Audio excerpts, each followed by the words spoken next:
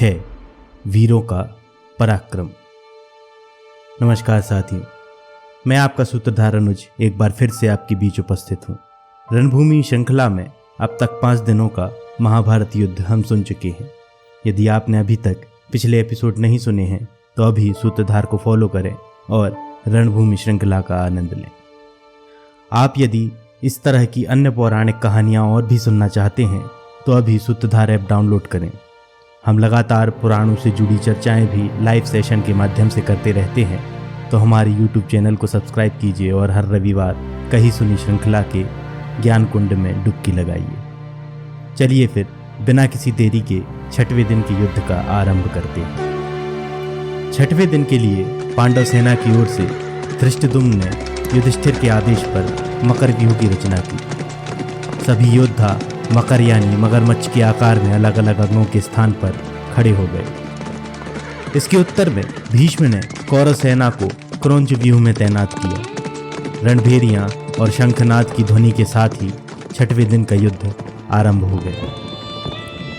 सभी योद्धा रक्त पिपासु होकर एक दूसरे पर टूट पड़े। युद्ध की शुरुआत में ही द्रोण ने भीमसेन से लोहा लेने की ठानी और उसे घायल कर दिया। इसके अलावा द्रोण ने भीमसेन के सारथी को भी यमलोक की यात्रा करवा दी। जिस तरह आग रुई को भस्म कर देती है, उसी तरह द्रोण भी पांडव सेना का संहार करने लगे।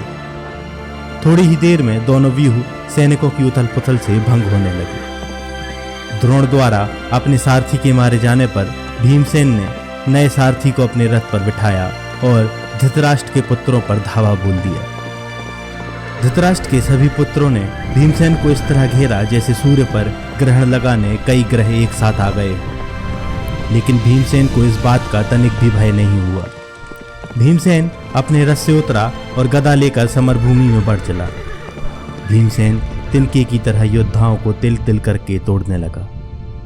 भीमसेन ने कौरव सेना के भीतर जो मार्ग बनाया था, धृष्टद्युम्न उसी मार्ग से आगे बढ़ रहा था।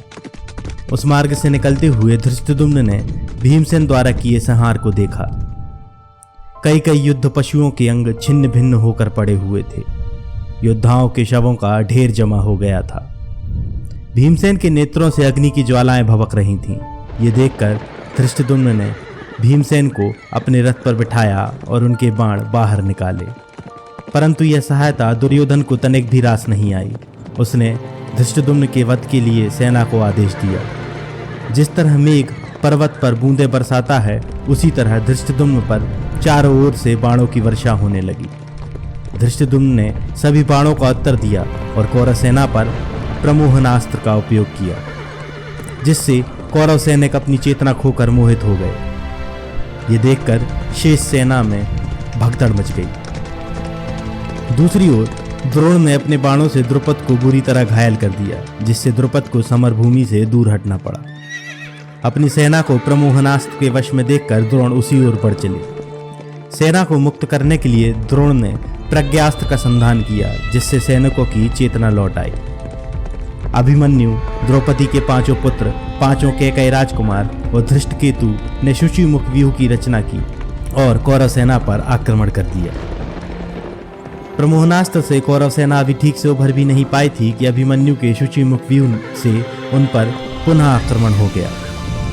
द्रोण ने सबसे पहले धृष्टद्युम्न को घायल किया और उसके सारथी को मार दिया। धृष्टद्युम्न तुरंत ही अभिमन्यु के रथ पर सवार हो गया, लेकिन इतने में द्रोण ने शुचिमुख व्यूह को तहस नहस कर दिया। भीमसेन पुनः अपने रथ पर सवार होकर युद्ध क्षेत्र में चल पड़ा था। भीमसेन के मार्ग का अनुसरण करते हुए अभिमन्यु और शेष 12 महारथी धृतराष्ट्र के पुत्रों पर टूट पड़े। दुर्योधन ने भीमसेन को मार डालने की इच्छा से उस पर धावा बोल दिया। भीमसेन और दुर्योधन ने आग की लपटों के समान भयंकर बाणों का संधान किया। दुर्योधन के रथ के घोड़े यमलोक पहुंच गए। उसका छत्र धरती पर गिर गया और दुर्योधन बुरी तरह से घायल हो गया। यह देखकर कृपाचार्य ने तुरंत ही दुर्योधन को अपने रथ पर बिठा लिया। अभिमन्यु ने विकर्ण को बुरी तरह से घायल करके उसके सारथी को मार दिया। दुर्मुख ने श्रुतकर्मा की भी यही दशा की, जिसके उत्तर में श्रुतकर्मा ने एक भयंकर शक्ति चलाई जो दुर्मुख के कवच को छेदती हुई उसका रक्त पीने लगी। सुतसोम ने तुरंत ही श्रुतकर्मा को अपने रथ पर बिठा लिया और वहां से चला गया। श्रुतकीर्ति ने धृतराष्ट्रपुत्र जयद्रथ पर धावा बोल दिया और नकुल पुत्र शतानीक भी जयद्रथ को बुरी तरह से घायल करते हुए उस पर हमला करने लगा। यह देखकर धृतराष्ट्रपुत्र दुष्कर्ण ने शतानीक पर आक्रमण कर दिया। जिस तरह तड़ित वृक्षों पर गिरकर उसे धूल कर देती है, उसी तरह दोनों योद्धा एक दूसरे को भस्म कर देने की लालसा लेकर भिड़ गए। दोनों पक्षों की कितनी कितनी सेना यमलोक पहुंच गई, कितने ही योद्धा घायल हो गए। इसी के साथ युद्ध विराम की घोषणा हुई और दोनों पक्ष अपने अपने शिविर वापस लौट गए। आशा है आपको हमारी यह श्रृंखला पसंद आ रही होगी। आप अपने सुझाव हमें लिखकर बता सकते हैं। 7 वर्ष से अधिक उम्र के बच्चों के लिए playranbhoomi.com और Amazon से आप रणभूमि कुरुक्षेत्र बोर्ड गेम ऑर्डर कर सकते हैं। अगले बुधवार आपसे पुनः भेंट होगी। धन्यवाद।